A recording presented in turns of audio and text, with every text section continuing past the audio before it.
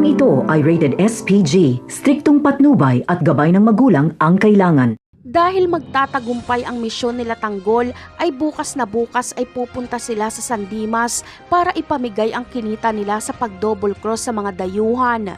Pagkain at pera ang ipamimigay nilang ayuda. Kaya tuwang-tuwa na naman ang mga tao sa San Dimas. Mag-iingat lang si Tanggol na hindi siya makita ni Rigor para iwas gulo.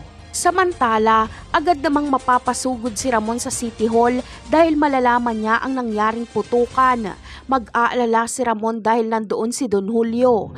Mabuti na lang ay pagdating doon ni Ramon ay wala na si Rigor dahil dinala na ito sa presinto.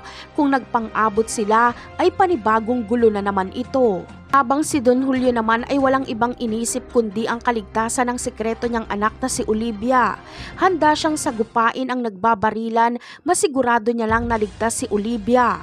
Mabuti na lang ay sinabi sa kanya ni Inigo na ayos lang ang kanyang ina dahil agad itong nakaalis sa lugar kung saan nagkakagulo.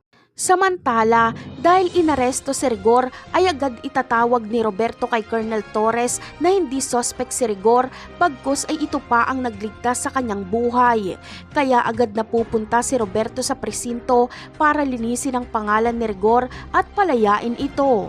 Utang ni Roberto ang buhay niya kay Rigor, kaya para sa mga supporter ni Roberto ay bayanin nila si Rigor.